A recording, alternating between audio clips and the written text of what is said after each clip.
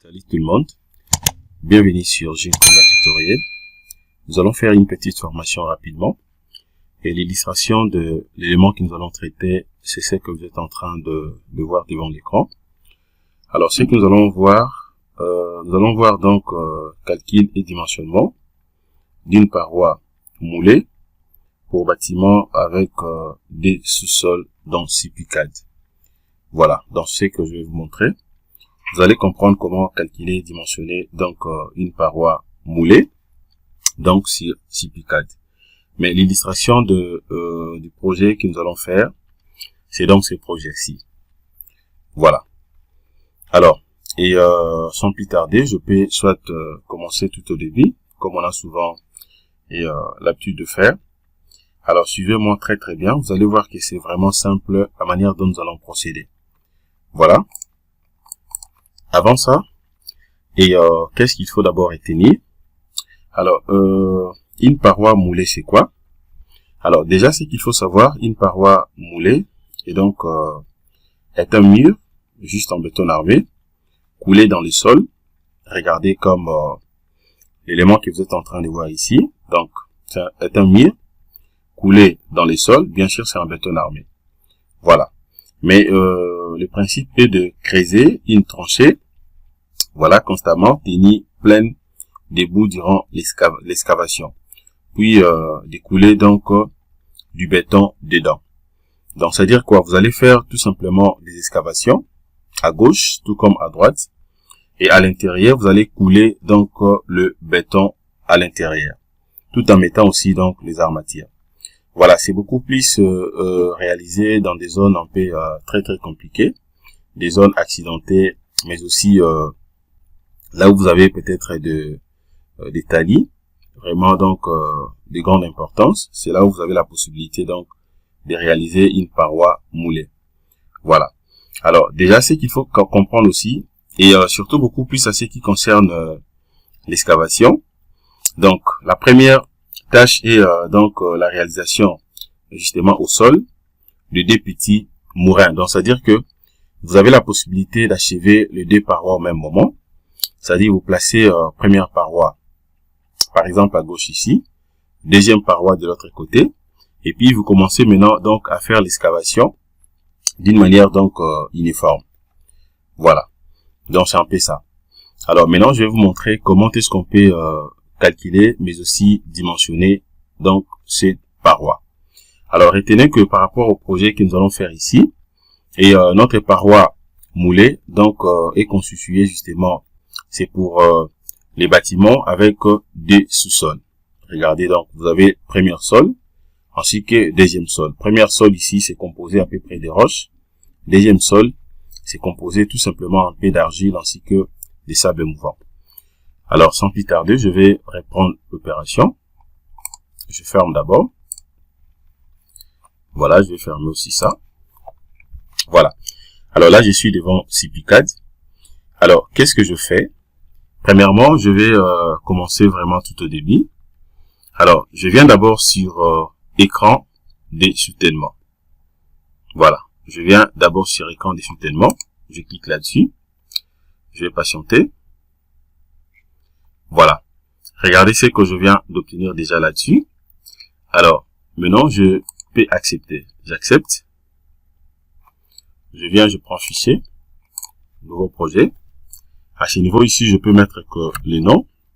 Alors les noms, je mets tout simplement, je vais écrire paroi. Voilà, j'écris donc paroi moulée. Bon, je peux écrire ça complètement. Pour bâtiment, je peux écrire directement comme ça, pour bâtiment.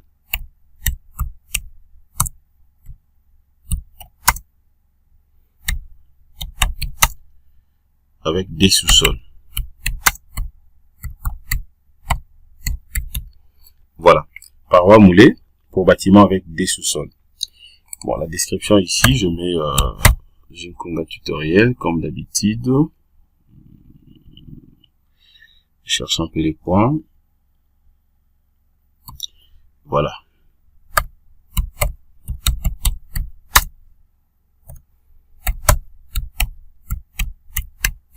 Ginkonga tutoriel. Et puis j'accepte. Voilà, ces niveaux ici, maintenant, vous avez la possibilité de sélectionner donc l'assistant que vous souhaitez donc utiliser. À ce qui me concerne ici, je refuse d'utiliser une paroi moulée pour bâtiment, mais je prends paroi moulée pour bâtiment avec un ou deux sous-sols. Moi, je sais que c'est pour des sous-sols. Et puis j'accepte. Et regardez maintenant ce que je viens d'obtenir. Alors à ce niveau ici, maintenant, je peux insérer déjà des informations en ce qui concerne la hauteur libre du premier sous-sol ainsi que du deuxième sous-sol. Donc, je viens d'abord ici, je vais travailler avec une hauteur de combien? Le premier sous-sol, je considère ça, je prends une hauteur de 3,50 m. Voilà, et puis deuxième sous-sol, je prends une hauteur de 3 mètres. Voilà, je prends 3 mètres. Alors maintenant, distance entre appuis. Voilà, les L que vous êtes en train de voir ici, la distance entre des appuis. Je me dis, je prends 4 mètres. Ou bien je prends 4,50 m. Distance entre des appuis. 4,50 m. Maintenant, le nombre de niveaux. Voilà, nombre de niveaux hors sous-sol. Donc, hormis sous-sol, le nombre de niveaux au-dessus ici. Je vais travailler avec, je vais avoir combien de niveaux? Bon, je prends 5 niveaux. Voilà, type de fondation. Et isolé avec dallage, connecté à la paroi moulée. Ou bien isolé sous connexion à paroi moulée. Ou bien radié. Moi, je prends radié. Je vais travailler avec radié. Voilà, puis je clique sur suivant. Alors, à ce niveau ici, maintenant, je peux compléter d'autres informations. Les charges sur les terrains à l'arrière du mur sous généralement tout là. Qu'est-ce que je prends ici? Je vais considérer ça comment? Est-ce que vous voulez que ça soit sans bâtiment mitoyen ou chaussée de trafic léger, chaussée de trafic lourd, bâtiment mitoyen? Bon, je prends sans bâtiment mitoyen pour ne pas les séparer. Alors, les informations à ce qui concerne le terrain, type de couche ici. Je vais travailler avec quoi? Je prends argile dur. Voilà. Et si vous voulez insérer aussi donc une couche inférieure, je peux considérer de l'autre côté, je prends argile dur. Alors de l'autre côté ici, je peux prendre donc argile semi-dur. Je considère aussi donc, je vais ajouter une couche inférieure ici. Sa profondeur, je vais travailler avec une profondeur de combien? Et ici, je prends une profondeur de 4 mètres. Voilà. Profondeur des roches. Est-ce qu'il y a présence des roches? Oui. Je me dis il y a présence des roches. À la partie inférieure ici. 4 mètres, 4 plus 3, donc je prends 7 mètres. Voilà. Profondeur de la nappe phréatique. Est-ce qu'il y a présence de l'eau? À ce qui me concerne ici, je vais considérer aussi l'eau. Je prends donc 4, 3 et puis ça fera combien? Je prends 10. Bon, ou bien je prends 9. J'ajoute que 2 mètres. Voilà, c'est bon. Puis je clique sur terminer. Voilà, la profondeur du roche doit être supérieure à la nappe phréatique, exactement. Et donc, de l'autre côté ici, je prends 6 mètres. Ok. Voilà. Les informations que je viens d'insérer sont là. Toutes les informations sont là. Je vérifie d'abord. Voilà, tout est bien. Et puis j'accepte. Ok. Alors, regardez maintenant la configuration que je viens d'obtenir. Voilà. Alors, étant donné que je finis avec la configuration de parois moulées pour bâtiment avec des sous-sols, qu'est-ce que je fais maintenant? Je peux compléter d'autres informations. Je viens d'abord sur ouvrage, typologie. Voilà, mon élément est là. Là déjà c'est bon. Voilà, je rentre ici. Je prends d'abord matériaux. À ce qui concerne maintenant les matériaux, je vais travailler avec le béton 25. Hacher donc la résistance à ce qui concerne les barres, je prends FE 400. Bon, je vais travailler avec FE 500. Hein. Ça dépend. Hein, je prends FE 500. Voilà, type de milieu ici, milieu P préjudiciable. Voilà, je prends FE 400, P préjudiciable. Limitation de la résistance caractéristique du béton, je laisse comme ça par défaut. L'enrobage ici, c'est 7. Dimension du pigograin, je prends 25 mm, c'est bon. Voilà, c'est bon, et puis j'accepte. Je rentre sur ouvrage. Je prends maintenant données générales. Voilà, je vérifie d'abord la hauteur du mur ici, c'est bon. La hauteur du mur est au-dessus du terrain naturel. Voilà, je considère ça nil 0,0. L'épaisseur du mur, l'épaisseur est de 45. 45, je vais augmenter, je prends 50 cm. Voilà, longueur du moule ici, je laisse comme ça par défaut, c'est bon. Voilà, je viens d'augmenter un tout petit peu l'épaisseur du mur. Donc, je rentre là, je vais prendre maintenant quoi ici, je prends d'abord les actions. C'est que je vais considérer, majoration des efforts en construction ici, je laisse par défaut 1.6, majoration des efforts en phase de service, je laisse par défaut. Avec, est-ce que vous voulez considérer aussi, vous voulez faire aussi les analyses sismiques? Alors si par contre c'est c'est une paroi moulée que vous allez réaliser dans une zone sismique, c'est juste question de venir cocher ici. Alors là maintenant vous serez obligé de définir premièrement l'accélération des calculs, voilà, qui sera multipliée par G, et aussi vous allez considérer donc tenir compte des forces de séisme en phase constructive. Voilà. Alors si vous voulez aussi considérer soit les actions thermiques dans les boutons, c'est juste question de venir ici, vous cochez et puis vous définissez selon bien sûr la température et ainsi que la longueur du bouton. À ce qui me concerne ici, je refuse, je ne suis pas dans une zone sismique. Ok, je prends toujours ouvrage, je vais prendre maintenant l'option. Voilà ce qui concerne l'option maintenant, pourcentage c'est bon, perte je laisse comme ça par défaut. Barre verticale ici, il n'y a pas assez de problèmes. Alors, l'enrobage minimal ici, c'est 2 cm, maximal 10 cm. Déjà, c'est bon. Et voilà, tout est correct. Je prends OK. Voilà, tableau d'armature maintenant.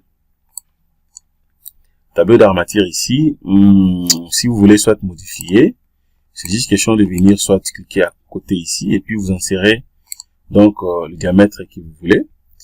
À ce qui me concerne, je laisse d'abord comme ça par défaut. Je veux que le logiciel puisse me proposer.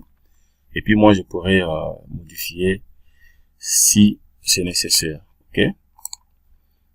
Alors c'est bon. Et puis là, ce sont des cotes. Voilà, il n'y a pas si de problème. Voilà. Donc tout ce que vous êtes en train de voir ici, il y a d'autres éléments. C'est ce que je pris ici. Je prends maintenant sur terrain, données générales. À ce qui concerne le terrain, données générales, la profondeur des roches, c'est bon, c'est que j'avais inséré. Présente nappe phréatique, 6 mètres, c'est bon. Ok. Et puis, est-ce que vous voulez définir une nouvelle couche?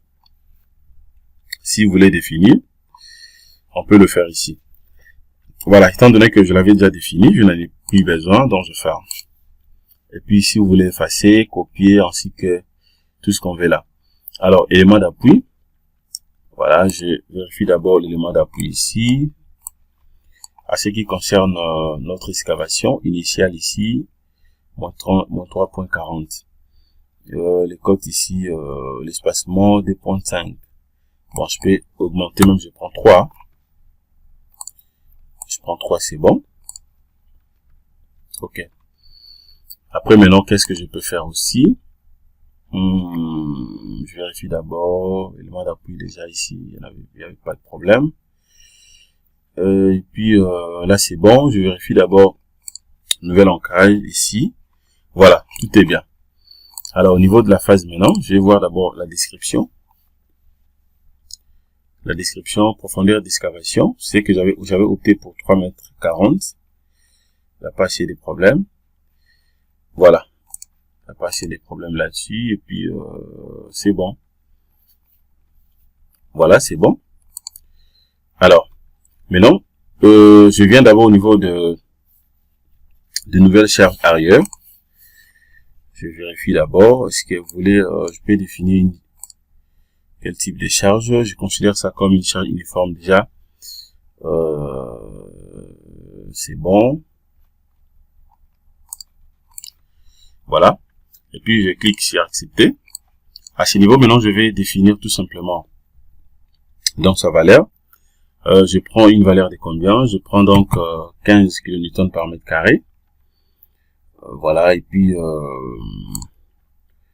une profondeur donnée, bon ça je laisse comme ça par défaut. Je prends que d'une manière superficielle. Voilà, et puis j'accepte. OK. C'est ce que je viens d'insérer encore de l'autre côté.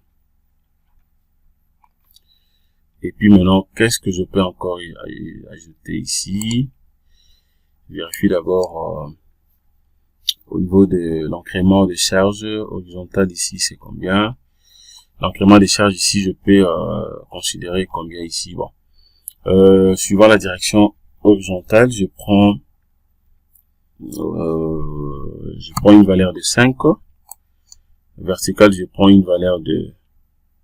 Je prends 5 ici. De l'autre côté, je vais prendre 10. Voilà. Les moments, je prends 12. OK. Voilà, là, c'est justement au niveau du mur. Hein. Voilà. C'est ce que je viens de... Donc, toutes ces valeurs sont des valeurs donc à calculer. Ça dépend bien sûr des projets. Voilà, c'est bon. Alors, et puis, je peux lancer les calculs. Je viens ici. Voilà, je vais d'abord vérifier. OK. Pour lancer les calculs, je peux soit venir directement, soit ici sur armature. Ça va me demander d'abord, il y a un message qui apparaît. Et l'excavation jusqu'à la côte, il n'est pas permis d'excaver en dessous des côtes de niveau. Voilà. OK. Il y a un message qui apparaît ici, donc je suis obligé de corriger. Et donc, je viens ici. Je prends d'abord matériaux. Voilà, à ce niveau ici, je confirme d'abord F400. OK. Puis je peux voir encore quoi ici, à ce qui concerne les couches. Je crois là, il n'y a pas de problème. Éditer les couches. Ici, il y a des problèmes, c'est bon. Sa profondeur, tout est correct. Voilà, je crois que cette fois-ci, c'est bon. Alors, je peux maintenant venir d'abord ici. Je vérifie d'abord. L'armature n'est pas définie. OK, j'accepte. Je les avais déjà définis dorénavant. Tableau d'armature. Voilà, je laisse que ce soit spécial. Spécial partout, c'est bon. OK, OK. Alors, je viens cliquer directement sur armature. Voilà. L'exécution de cette option implique le calcul de cette phase. Voulez-vous continuer? Voilà. Donc, dès que je clique sur oui, c'est-à-dire que j'accepte de calculer. Ça va donc se calculer de soi-même. J'accepte oui. Voilà. Je patiente. Le calcul c'est fait. Voilà. Voulez-vous dimensionner l'armature maintenant? J'accepte oui. Je vais patienter. OK. De là, c'est bon. Regardez ce que je viens d'obtenir. Voilà. Donc déjà, à ce niveau, vous allez voir que je viens donc de dimensionner l'élément sans problème. Voilà. Donc, paroi moulée pour bâtiment avec des sous-sols et dimensionné. Regardez, donc, vous avez tous les éléments. Ici, au milieu, il a renforcé, rapproché beaucoup plus les bas. Il a renforcé les bas. Donc, ce sont des zones un peu trop exposées. Voilà. Ça, c'est armature de l'écran. Et soutènement d'une manière générale.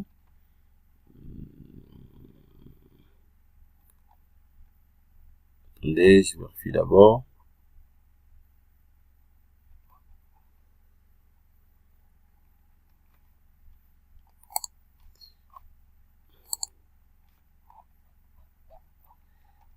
Voilà.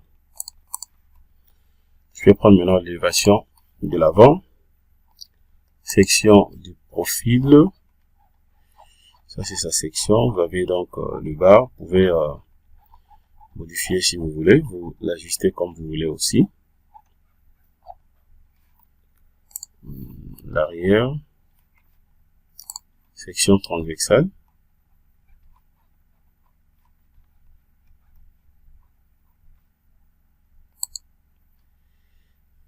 Voilà, toutes les conditions d'ensemble vérifiées. Voulez-vous voir la liste effectuée, oui. Voilà, donc vous allez voir ici que toutes les conditions sont vérifiées, hein. Donc c'est bien. Voilà, toutes les conditions sont vérifiées. Alors je peux jeter encore un coup d'œil aussi. Tableau d'armature. Si vous voulez modifier, vous pouvez le modifier ici. Voilà, moi je refuse de modifier, je crois que c'est bon là. Je peux rentrer là-dessus. Attendez, je vais essayer un peu de voir un truc.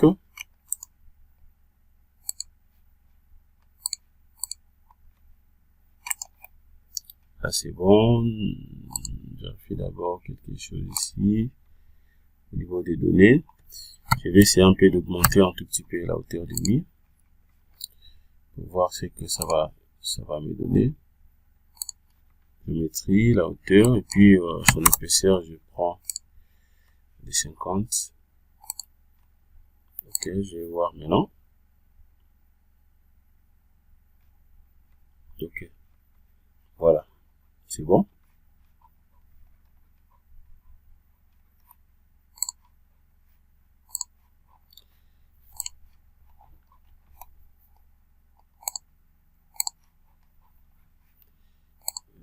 Là, c'est bon aussi.